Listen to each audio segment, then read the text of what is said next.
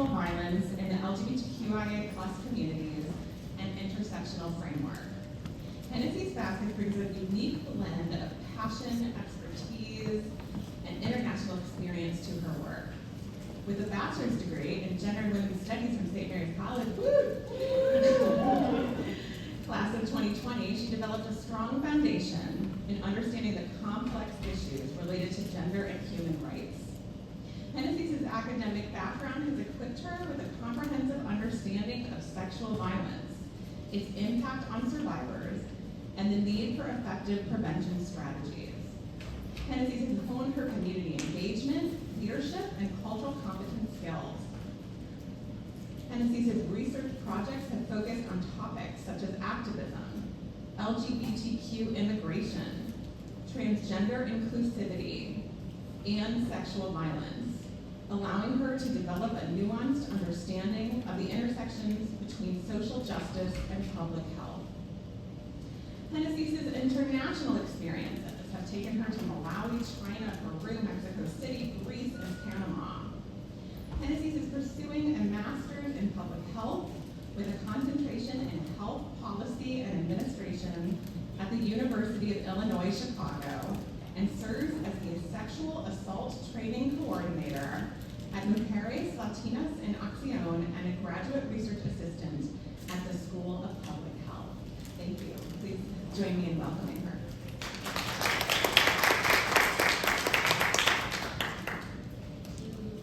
Thank you, Dr. Webman. Okay, so as Dr. Webman said, I'm Génesis, so today we'll be learning about how to break the binary, specifically with sexual violence and LGBTQIA communities. So we do have a few goals and objectives. So we will be learning how to enhance your understanding of intersectionality, articulate the complexities of sexual violence as it pertains to the LGBTQIA plus identities, and specifically how to recognize how various social identities intersect and contribute to discrimination and trauma. And then our second will be to develop advocacy skills. So how do we learn these skills and strategies to support survivors, enabling them to effectively promote an inclusive and equitable environment. And then lastly, we'll learn how to foster a culture of inclusivity. So identifying and discussing the societal stigma surrounding LGBTQIA plus individuals, and how to develop these actionable plans to challenge and dismantle these ideologies that we have in our society, especially going on right now, right? In this political climate. So if we have any questions at any time, don't feel free to stop or wait until the end. Feel free to stop me throughout. Okay, so I would like to start off with like an overview of some specific terminology. So we have sex and sex assigned at birth. So this terminology is specifically referring to physical features, chromosomes, gene expression, hormones, and anatomy when we're born. Whereas gender identity is our internal sense of whether we're male, female, or other. And so this can change as we grow up, right? Like especially for trans. And so I do have cisgender. So cisgender is someone who conforms with the gender that they were assigned at birth. So for example, I'll use Luis as an example. So Luis is male. He was assigned male at birth, and he identifies as male. So that would be an example of cisgender. Transgender is a person whose self-identity, gender identity, does not conform with what they were assigned at birth. Where we'll get more in detail about this.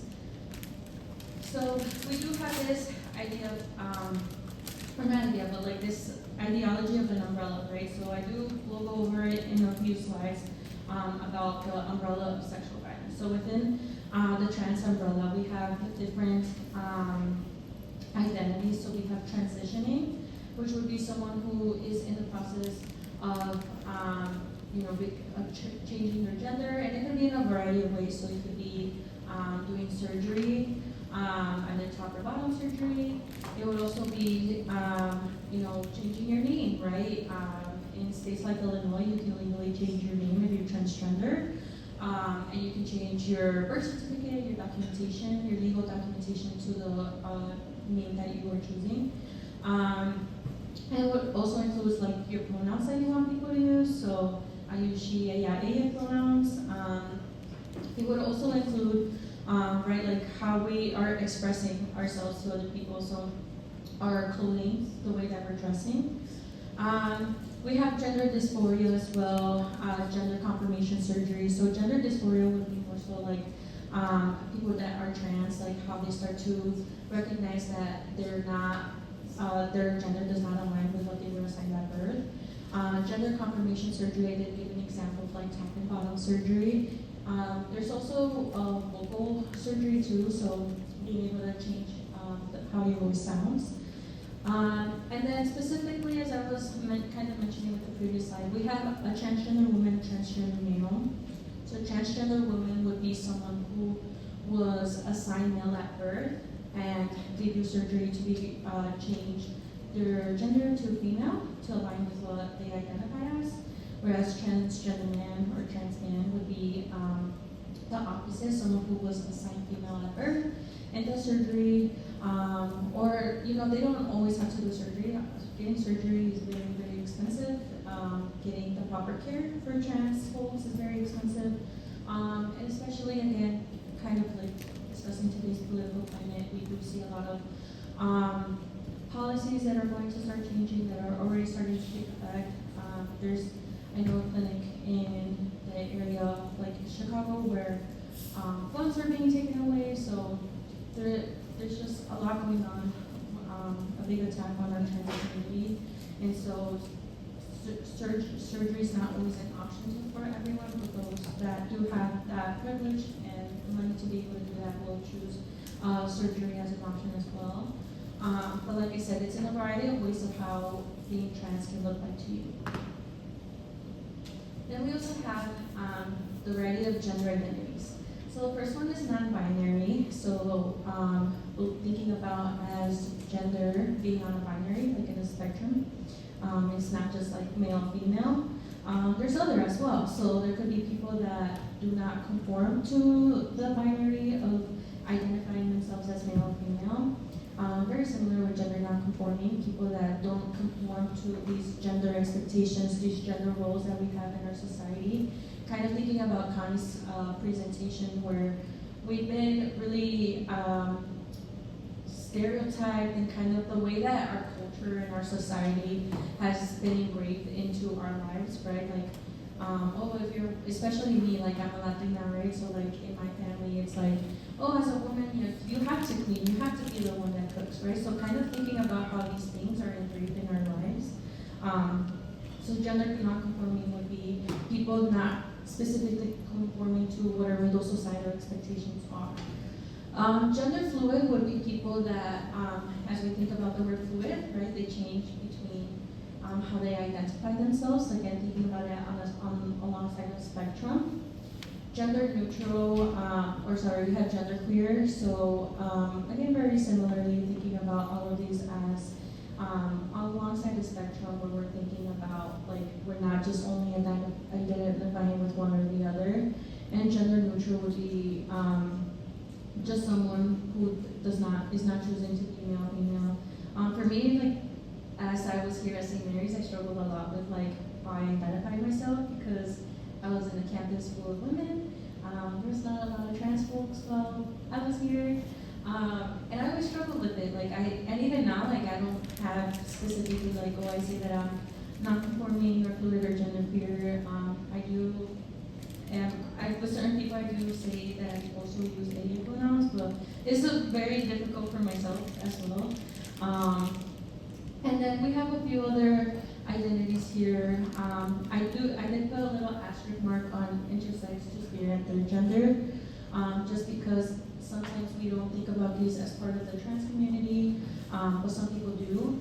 So intersex, some people are born intersex, and with that, that's like a whole other conversation too, but briefly getting into this is sometimes, again, because of societal expectations, if someone is born intersex, like their parents may, if they find out like when they're born, right, or when the child is very small, some parents may choose to like raise their child as a specific gender, either male, female, and then not ever tell them that they were actually born intersex. So once the child gets older, maybe some health issues start to happen, or maybe other things start to come up in their life. Then they, obviously going to the doctor and everything, they find out that they actually were born intersex.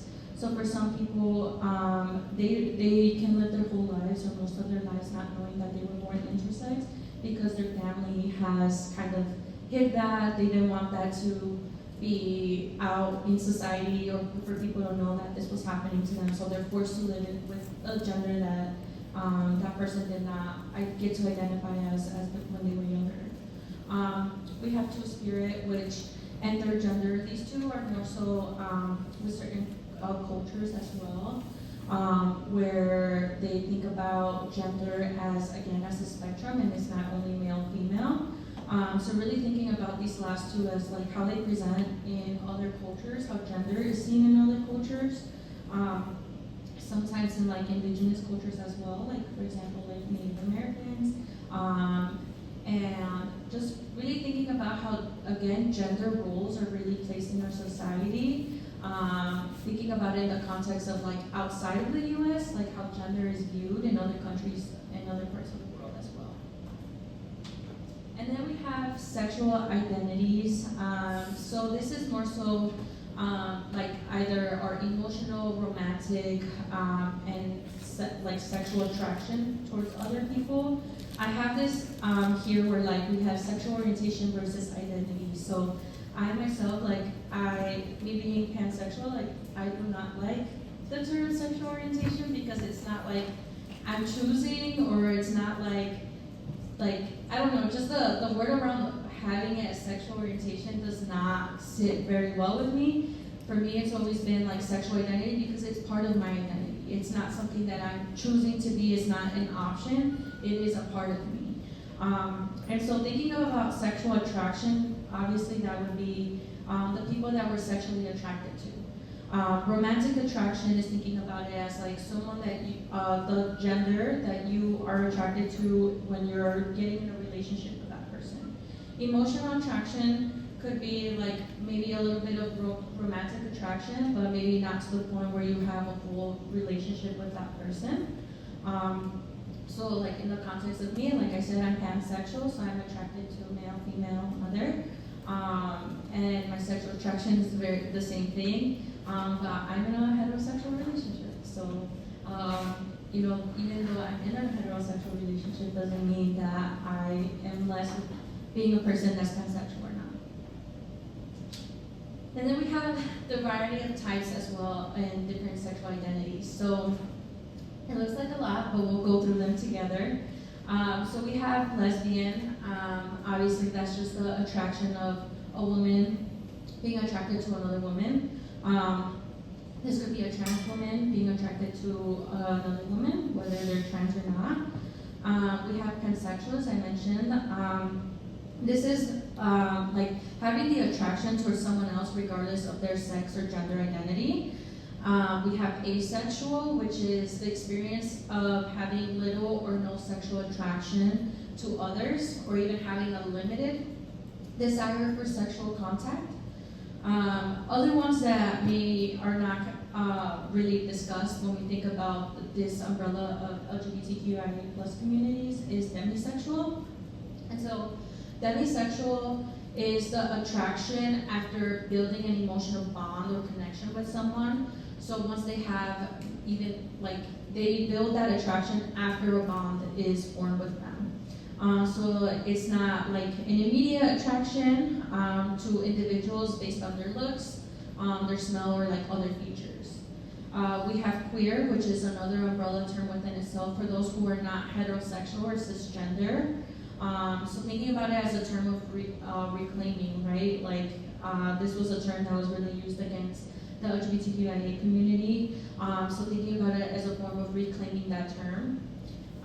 We have questioning, which is whether you're still navigating your sexual identity or not, whether like you're maybe exploring or you think that you're interested in someone of another gender or someone from a different like sexual identity, but you're not too sure. And then we do know about bisexuality, which is just the experience of having a sexual attraction to both or more genders. We mentioned fluid earlier, so this is just thinking about sexuality as something that changes and it's not fixed, thinking about it as a spectrum again. And then obviously we have gay, so this was specifically like a gay man's sexual attraction to another man, but it also includes transgender men attracted to other men. This is also a term that is used for the wider LGBTQIA community as well. And so one thing with this is remembering that sexuality is on a spectrum. So again, thinking about it as it's not something that is fixed or one way is the correct way. We have different experiences. Like when I first came out, also it was when I was on campus, so I thought that I was a lesbian for some time. Mainly I was like, oh, I'm bisexual, and then I was like, no, maybe I think I'm only into girls. But then after exploring more and just being here on campus, I realized like, no, like I like men, I'm attracted to men, I'm attracted to women. And then I started taking classes in GWS and learning more. And then I realized, no, I just like am attracted to anybody as long as I have a good connection with that person. So yeah, that's how I came out as being pansexual. And it was hard at first because there was not other like, I feel like there was very limited people who were out, especially being on a Catholic campus. And even with my, like I wasn't really out, like I would only tell certain people. And even now, like that I'm an adult and a working professional in grad school, like I'm very, I'm open with like my friends and my close loved ones, but like to family I'm not, because again, just a lot of the homophobia that's still in a lot of our culture, right, and a lot of our society. Like I said, I'm a Latina, so a lot of this is still very stigmatized. So I'm very specific of like who I open up to about my identities. Especially again, always tying it to like what's going on in the world, right? Like I have to be careful about who I'm out to because I don't know what can happen. So thank you for letting me share that about myself. And then the other thing I have on the note here at the bottom right is that it's okay to not feel attached to one term, especially if you're like questioning your sexuality at times. So like I said, like when I first came out, I wasn't sure like what my identity was, and it took some time for me to like fully figure it out. So at times, if you question your identity, like that's fine. Again, just remembering that this is all alongside the spectrum. Okay, so now we have this gender unicorn and gender red person. So I did do a talk at St. Mary's when I was here about how to make the campus more trans-inclusive, and I remember I used both of these images. And so I do recommend, using this for yourself too, especially if you're learning, or if you're a professor, or if you're a student yourself and ever want to do like a talk on campus, like you could always use this as a source. But I like using it because it tells you, you have like this unicorn here, right? And it tells you, does this work? Let's see. Oh no, I don't know, maybe. Okay, here. So we have the little brain, they're thinking about what their gender identity is. So like I said, we have female, woman, we have male, and then we have other, because we discussed there's other genders, right? And then we have at heart, we have who they're emotionally attracted to and who they're physically attracted to. So again, that could be male, female, or other. And then we have here at the bottom, where their genitals are, it's like their sex assigned at birth, right? So they could be female, male, or intersex, as we were discussing. But again, this may not match with what someone chooses to identify with their gender. The other one that I have here that I like to use is the gingerbread person, or they call it the gender-bread person. So it's very similar, again, thinking about what your gender identity is, who your attraction is to, either sexually or romantically, and then your biological sex.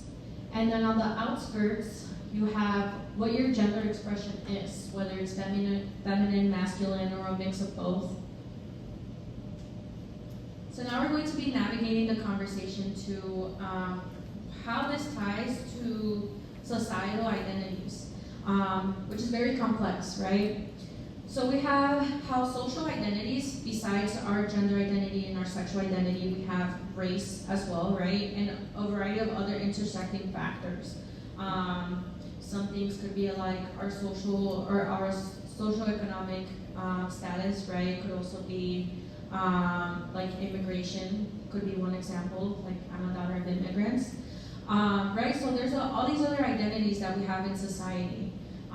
If you think about, like, if I use my example of, like, I'm a Latina, I'm first generation student and immigrant. I'm also a pansexual.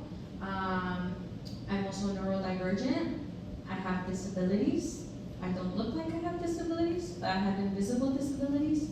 Right, so these are all my identities, how they make up me, how they make up Génesis, right? So every single person in this room has the same thing. You each have your own identities, right? Whether you're a student, you're a professor, whether you're staff, like whatever your identity is, right? We each have different ones. So thinking about this, how all of these identities significantly shape each of our individual experiences and how we perceive the world, right? So for me, yeah, being first gen, how that was hard being on campus, right? Because I didn't really have other people that went to college. Financial aid was scary to apply to. It was scary to navigate while I was here, right? Other things were like, because I am a person of color, back when I was in school, like there was not a lot of us. We could literally count how many students of color we had. And there's someone in my class back here. So, you know, she's nodding her head because it's true. Like we could physically count how many of us were on campus of students of color. So obviously thinking about how all of that changed my experience, how it navigated my experience while being here. I was also on campus when Trump won his first presidential election, so we can imagine how that also influenced my experience here, right?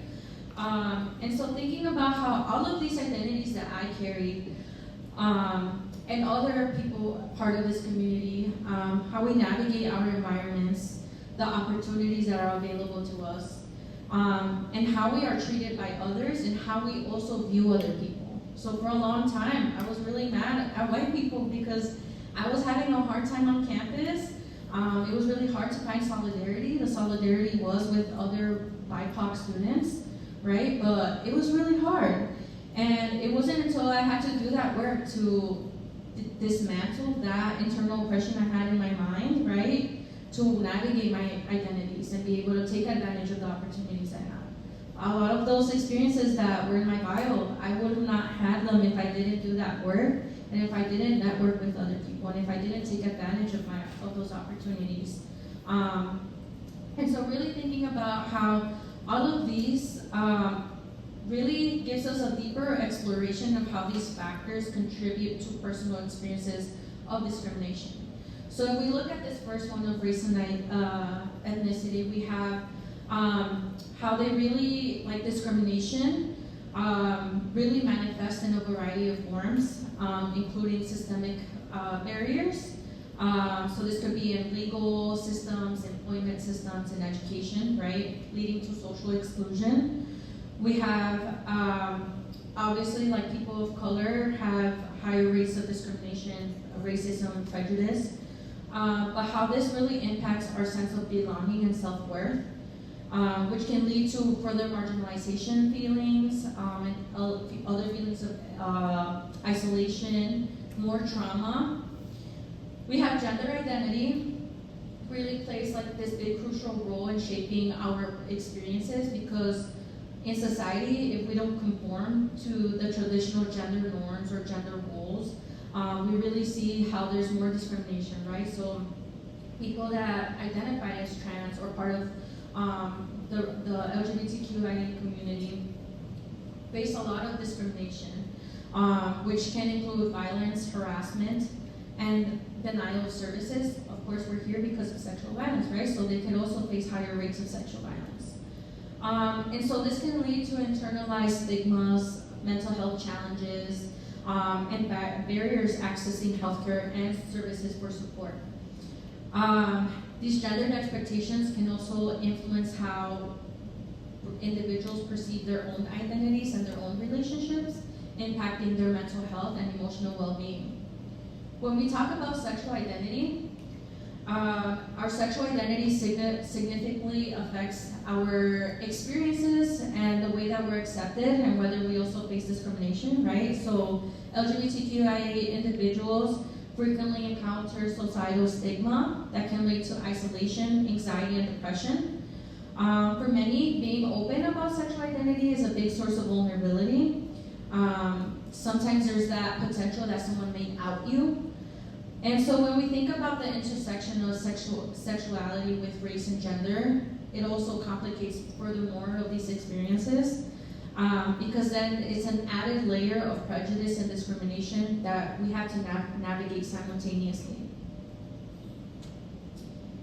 And so when we think about sexual violence, we have how I mentioned that thinking about it as an umbrella term, because there's so many other types within it. And so thinking that sexual violence, it's not about what we're wearing, what we're doing, how we were acting, right, our behaviors. It's because it's founded on power and control. It's because a perpetrator wants to use power and control over someone who is vulnerable to take advantage of them. So sexual abuse is more about power instead of sex. And so although those touches may be sexual, the actual words, whether they're seductive or intimidating, and the violation that's physical, we have to think about, again, the power, the way that that was used to attack someone when they're raped, when they're assaulted, or when they're harassed, and how that stems because, again, the perpetrator's need for power and dominance and control. And so in heterosexual same-sex encounters, sex is used as a way to gain power over another person. So you may be asking why, like how is this tied to everything, right? So when it comes to, for example, people of color, they deal with the things that affect their control in specific situations, which we will, so for example, like people of color have always dealt with the loss of like power for many generations. So again, kind of going back to Connie's presentation of thinking about slavery, right? So for many generations, many lifetimes, many centuries, really thinking about how power and control was engraved in how the US was created. And so really thinking about really the way that sexual violence is founded in our country because of this power and control, because we saw people not as people, because we saw them as objects, as things, to take advantage of them. So we go into this next slide, it's about historical trauma. So here we see this tree, but what do we see underneath the tree? Roots. Thank you. So we see the roots, how it's very deeply rooted to the ground, right? When we think of roots, maybe we only think about this much, but it actually goes very, very deep into the ground. So thinking about how this historical trauma is deeply rooted in our country, really deeply rooted in our societal expectations. And so, yeah, we see that at the top, the tree is very bright, very beautiful, right? It's full of life. And it stands really firm, really deeply rooted to the ground. But if we keep looking a little deeper, we see how deeply rooted it is, but we don't think about like what the tree has gone through. We don't think about how it has gotten to this point to look this beautiful, right? And so when we think about people, right, we physically outside, we may see someone smiling, but we don't really know what's behind that. We don't think about the wounds that are hidden and never discussed. So we don't see that trauma that our nation was built on is because it's deeply rooted and hidden. Therefore, we see the beauty of this country, right? We think about it, oh, it's so great. But then in all honesty, we don't really think about internally how all of this historical trauma is rooted in our lives, how it has made us feel, how it has made us behave or think. So some different levels of historical trauma that have been, that could be mentioned are very, very specifically, like I know we touched on a little bit about like slavery in the last presentation, but also thinking about indigenous people, right? So when the country was found, right, quote unquote, we already had indigenous people here. And there was genocide, and there was a lot of rapes that happened to our indigenous people in order to take over their land and really basically wipe them out, right? We also see how it has happened to other people of color. We see segregation. We don't really think about how Latinos during the time of when like segregation was happening, Latinos were also having a lot of discrimination during that time too. Segregation was not only between black and white people, it was also against Latinos as well. So all of these are deeply rooted in our history, right? And now we have immigration. I mean, immigration has always happened, but how does it look like today, right? Like when Trump came into office, that was the first thing he did, mass deportations. In Chicago, like, we're a sanctuary city, so we didn't really see ICE there, but it was spotted here and there. So really thinking about how this trauma is rooted in our lives. Other examples that we have here are thinking about how there's all these pipelines and it continues to be a threat for like indigenous women. So we have, again, for various centuries, we've had historical cultural trauma that is very continuous and psychologically wounded to the people of Native American descent. So it affects the first ones who experience the trauma, and it continues to trickle down many generations. So thinking about generational trauma.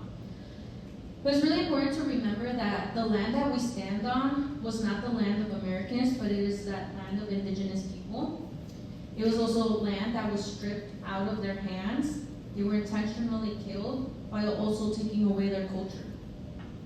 Many were attacked, many were forced into slavery, while many were sexually assaulted, while their land was being invaded. And then they were discriminated against because they didn't have the same skin tones as the Europeans that came here. And even now, we see that there continues to be this discrimination towards indigenous people and other people of color. And so they continue to face poverty while also having the issues with like settling down, right? So we see this housing crisis now. And then we also see how this leads to a variety of other issues, especially, I mean, today there's just so much going on in our world, right? Sorry. And so we see how there's genocide in other parts of the world. We see extermination of people. Currently, obviously, right, this war against Israel and Palestine. We see the attack against our immigrant families, against our trans community.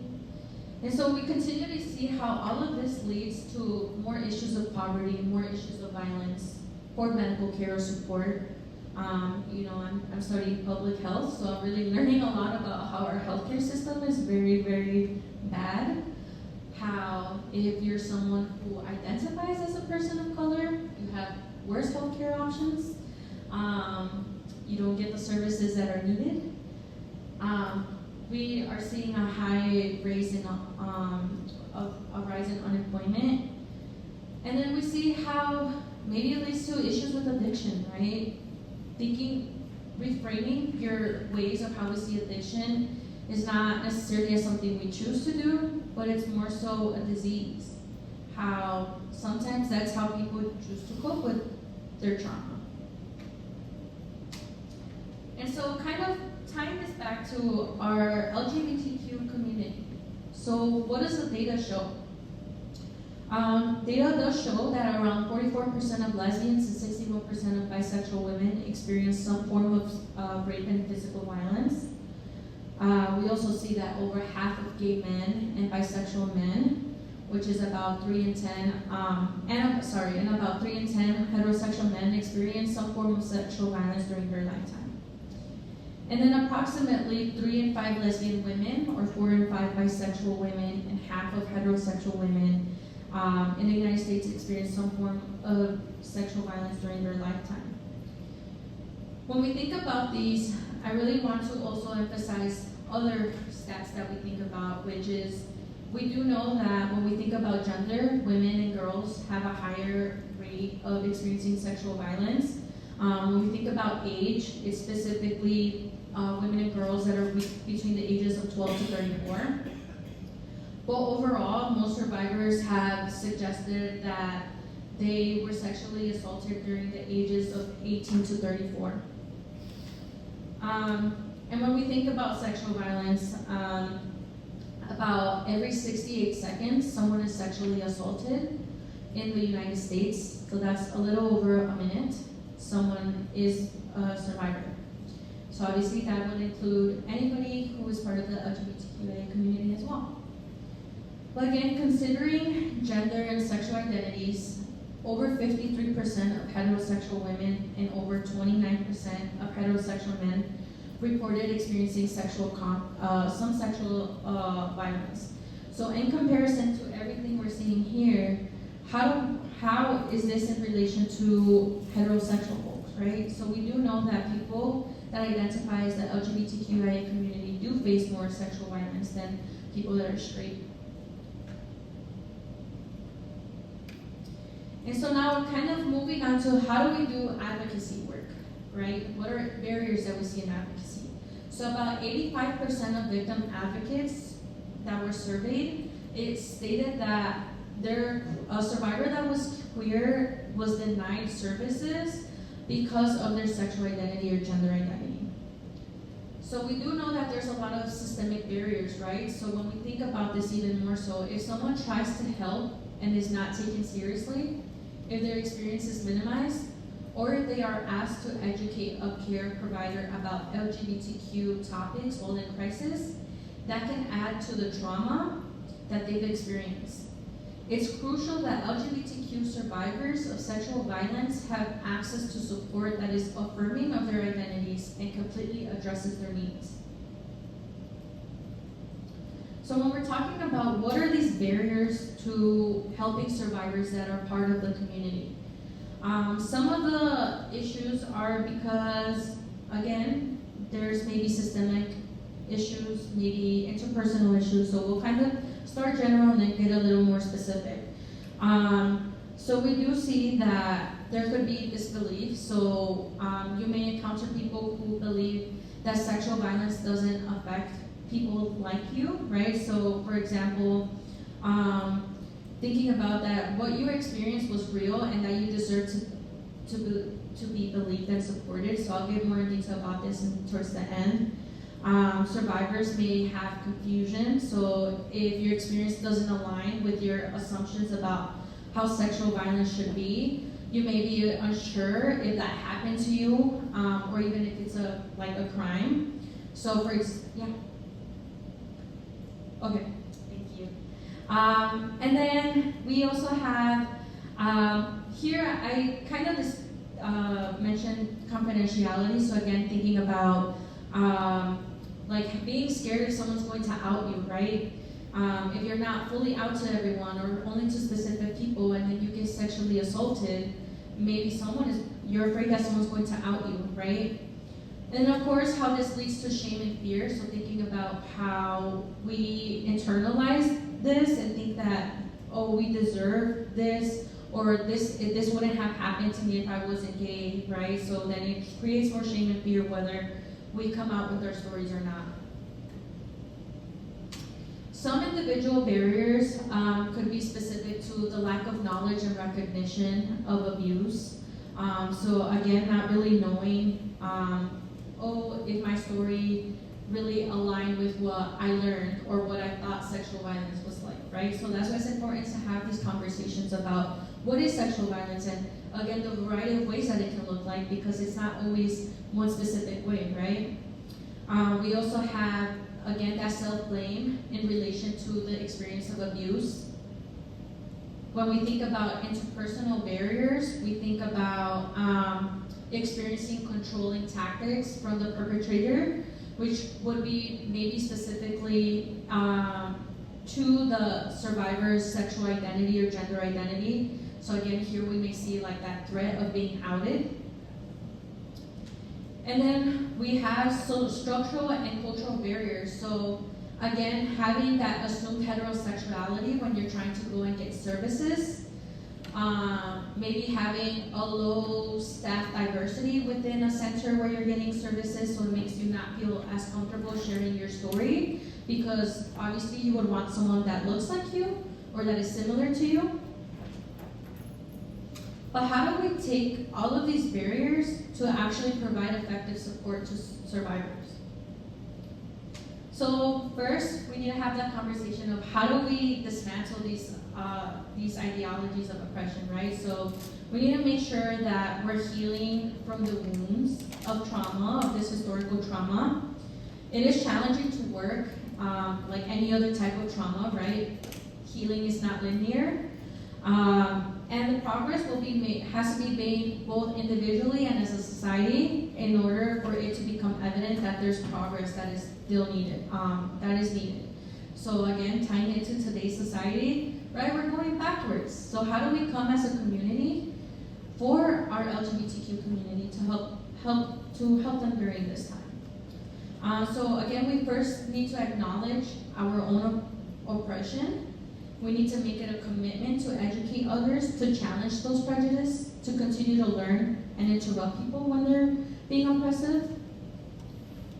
And then we need to create these brave and safe spaces. So foster a space of learning, create a space for LGBTQ survivors to feel comfortable to come to you.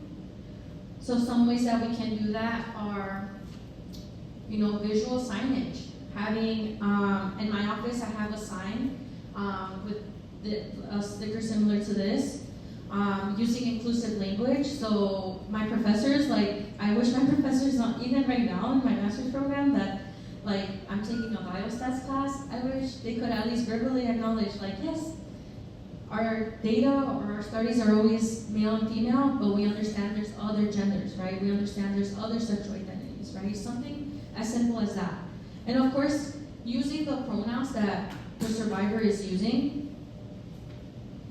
And again, start the conversation, listen respectfully, meet where the survivor is. How do you build that trust with them? Obviously offer that support, offer resources. And when they're disclosing to you, don't just let it offer those resources at that one time or that support only at that time that they're disclosing to you. Continuously offer support, follow up, do check-ins. We want to make sure that when we're having these conversations, understanding that it's difficult to do, but they're important and they're needed. How do we raise that awareness? So continue to have these conversations with other people. By showing support, we can be an ally, right? That's how we continue to raise that awareness. Use our privilege for good.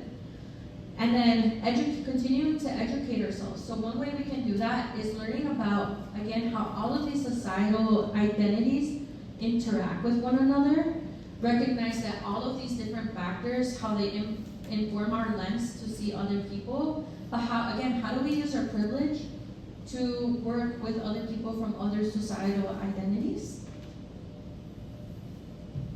And then, again, really emphasizing on educating our journey. So make the time. There's always great resources available. Google is your best friend. Learn about different terms, go to events that are put on by the LGBTQ community. It's not just during Pride Month, it's not just during June, right? I'm pansexual all year round, I'm not just pansexual in June. So don't just do events or don't just host a workshop or host something during the month of June. Make sure that you're doing it continuously all year round and that you're engaging in that support and supporting other survivors all year round and not just during one point of their lives. I do have my contact info in case anyone wants to reach out for specific questions. If you want resources, I'm always more than happy to compile this for people. But this is also our website for where I work at Mujeres, and then our phone number